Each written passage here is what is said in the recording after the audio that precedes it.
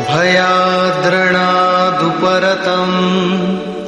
मौस्यन्ते त्वां महारथाः येषां च त्वं बहुमतो भूत्वा यास्यसि लाघवम्। जिन महारथियों की निगाह में तू बहुत माननीय होकर अब तुच्छता को प्राप्त होगा, वे महारथी लोग तुझे भय के कारण युद्ध से उपराम हुआ मानेंगे।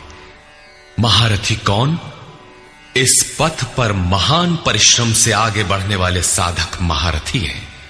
इसी प्रकार इतने ही परिश्रम से अविद्या की ओर खींचने वाले काम, क्रोध, लोभ, मोहादि भी महारथी हैं, जो तुझे बहुत सम्मान देते थे कि साधक प्रशंसनीय है, तुम उनकी निगाह से गिर जाओगे। इतना ही नहीं बल्कि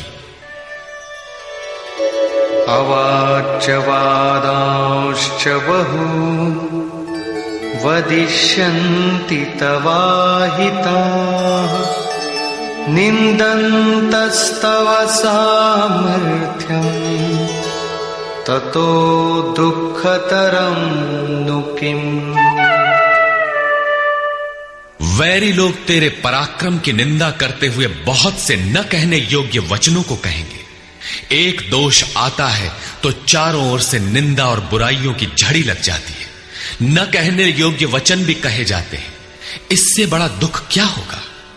अतः अतो वा प्राप्स्यसि स्वर्गम् जित्वा वा भोक्ष्यसे महीम् तस्मादुत्तिष्ठ कौन्तेय युद्धाय कृतनिश्चयः। इस युद्ध में मरोगे तो स्वर्ग प्राप्त करोगे। स्वर में विचरने की क्षमता रहेगी। श्वास से बाहर प्रकृति में विचरने की धाराएं निरुद्ध हो जाएंगी। परम देव परमात्मा में प्रवेश दिलाने वाली दैवी संपद हृदय में पूर्णतः प्रवाहित रहेगी।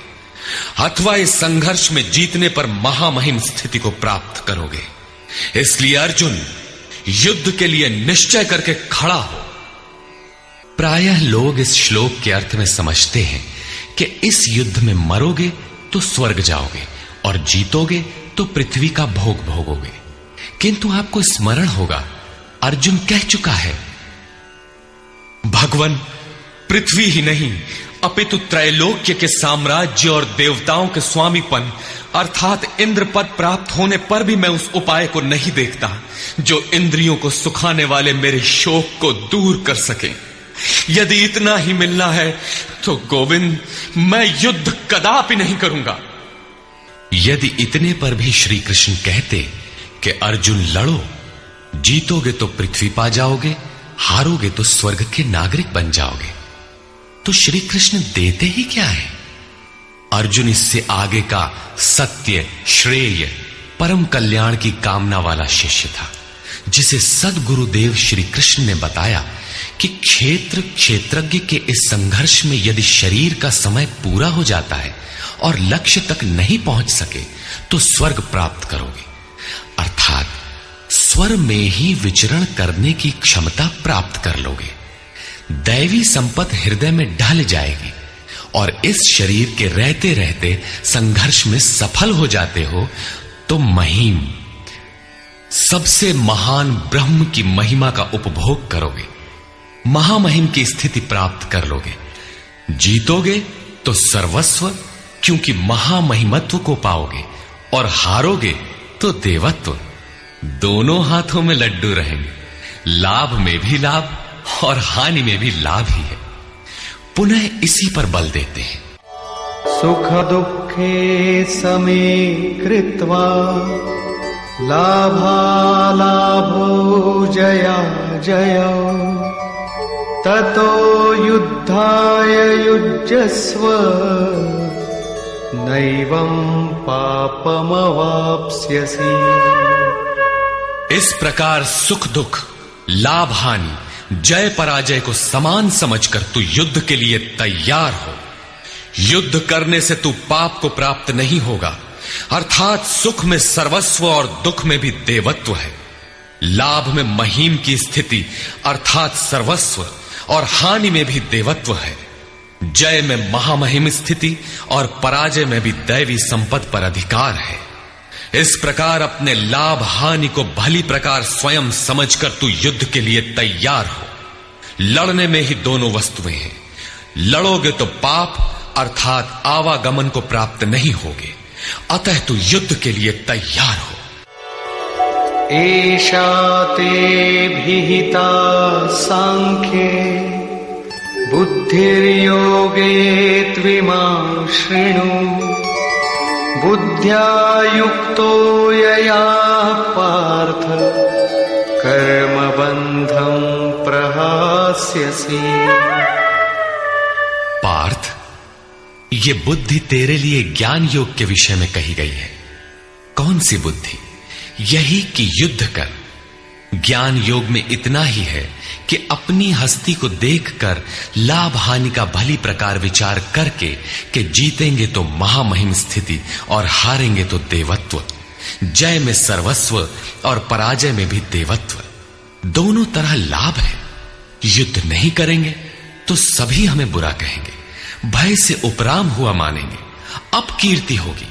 इस प्रकार अपने अस्तित्व को सामने रखकर स्वयं विचार कर युद्ध में अग्रसर होना ही ज्ञान योग है। प्रायः लोगों में भ्रांति है कि ज्ञान मार्ग में कर्म युद्ध नहीं करना पड़ता। वे कहते हैं कि ज्ञान मार्ग में कर्म नहीं है। मैं तो शुद्ध हूं, बुद्ध हूं, चैतन्य हूं, अहम ब्रह्मास्मि। गुण ही गुण में बरतते हैं, ऐसा मानकर हाथ पर हाथ रखकर बैठ जाते हैं। योगेश्वर श्री कृष्ण के अनुसार यह ज्ञान योग नहीं है। ज्ञान योग में भी वही कर्म करना है जो निष्काम कर्म योग में किया जाता है।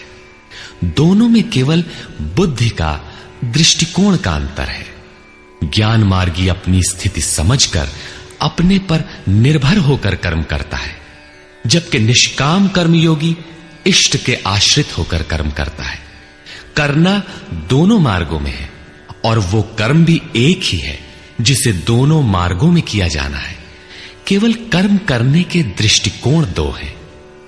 अर्जुन, इसी बुद्धि को अब तू कर्म योग के विषय में सुन, जिससे युक्त हुआ तू कर्मों के बंधन का अच्छी तरह नाश करेगा।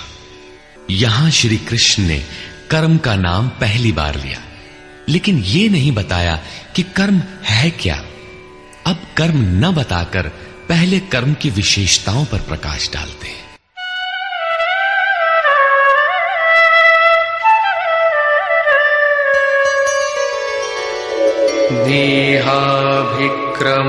देहाभिक्रमनाशोऽस्ति प्रत्यवायो न विद्यते। स्वल्पमप्यस्य धर्मस्य त्रायते महतो भयात्। इस निष्काम कर्म योग में आरंभ का अर्थात बीज का नाश नहीं होता, सीमित फल रूपी दोष नहीं है। इसलिए इस निष्काम कर्म का, इस कर्म से संपादित धर्म का थोड़ा भी साधन जन्म मृत्यु रूपी महान भय से उद्धार कर देता है। आप इस कर्म को समझें और उस पर 2 कदम चल भर दें, जो सदगृहस्थ आश्रम में रहकर ही चला जा सकता है। साधक तो चलते ही हैं। बीज भर डाल दें तो अर्जुन, बीज का नाश नहीं होता। प्रकृति में कोई क्षमता नहीं, ऐसा कोई अस्त्र नहीं कि उस सत्य को मिटा दे। प्रकृति केवल आवरण डाल सकती है, कुछ देर कर सकती है, किंतु साधन के आरंभ को मिटा नहीं सकती। आगे श्री कृष्ण ने बताया कि सभी पापियों से भी बड़ा पापी ही क्यों न हो, ज्ञान रूपी नौका द्वारा निसंदेह पार हो जाएगा। ठीक उसी बात को यहां कहते हैं कि अर्जुन, निष्काम कर्म योग का बीजारोपण भर कर दें तो उस बीज का कभी नाश नहीं होता। विपरीत फल रूपी दोष भी इसमें नहीं होता कि आपको स्वर्ग, रिद्धियों या सिद्धियों तक पहुंचाकर छोड़ दे। आप ये साधन भले छोड़ दें, किंतु यह साधन आपका उद्धार करके ही छोड़ेगा। इस निष्काम कर्मयोग का थोड़ा सा भी साधन जन्म मृत्यु के महान भय से उद्धार कर देता है।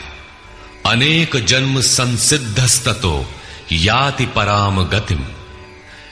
कर्म का यह बीजारोपण अनेक जन्म के पश्चात वहीं खड़ा कर देगा जहां परम धाम है, परम गति है।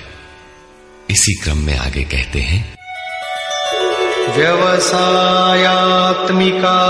बुद्धि एकेह कुरु नंदन, बहुशाखा ह्यनन्ताश्च बुद्धयो व्यवसायिनाम्। अर्जुन, इस निष्काम कर्म योग में क्रियात्मक बुद्धि एक ही है, क्रिया एक है और परिणाम एक ही है। आत्मिक संपत्ति ही स्थिर संपत्ति है। इस संपत्ति को प्रकृति के द्वंद्व में शनैः शनैः अर्जित करना व्यवसाय है। यह व्यवसाय अथवा निश्चयात्मक क्रिया भी एक ही है। तब तो जो लोग बहुत सी क्रियाएं बताते हैं, क्या वे भजन नहीं करते? श्री कृष्ण कहते हैं, हां, वे भजन नहीं करते। उन पुरुषों की बुद्धि अनंत शाखाओं वाली होती है, इसलिए अनंत क्रियाओं का विस्तार कर लेते हैं। यामिमां पुष्पितां वाचं प्रवदन्त्य विपश्चितः, वेदवादरताः पार्थ नान्यदस्तीति वादिनः। कामात्मानः स्वर्गपरा जन्म कर्म फलप्रदाम्, क्रिया विशेष बहुलाम् भोगैश्वर्य गतिं प्रति।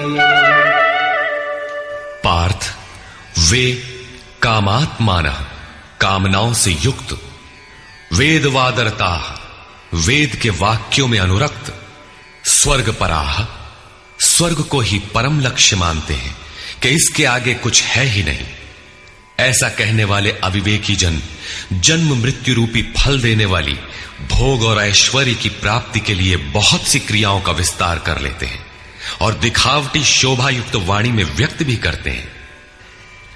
अर्थात अविवेकियों की बुद्धि अनंत भेदों वाली होती है। वे फल वाले वाक्य में ही अनुरक्त रहते हैं, वेद के वाक्यों को ही प्रमाण मानते हैं, स्वर्ग को ही श्रेष्ठ मानते हैं। उनकी बुद्धि बहुत सी भेदों वाली है, इसलिए अनंत क्रियाओं की रचना कर लेते हैं। वे नाम तो परम तत्व परमात्मा का ही लेते हैं, किंतु उसकी ओट में अनंत क्रियाओं का विस्तार कर लेते हैं। तो क्या अनंत क्रियाएं कर्म नहीं है? श्री कृष्ण कहते हैं, नहीं, अनंत क्रियाएं कर्म नहीं है। तो वो एक निश्चित क्रिया है क्या? श्री कृष्ण अभी ये नहीं बताते।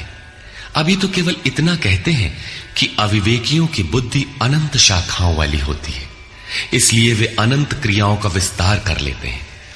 वे केवल विस्तार ही नहीं करते, अपितु आलंकारिक शैली में उसे व्यक्त भी करते हैं। उसका प्रभाव क्या होता है?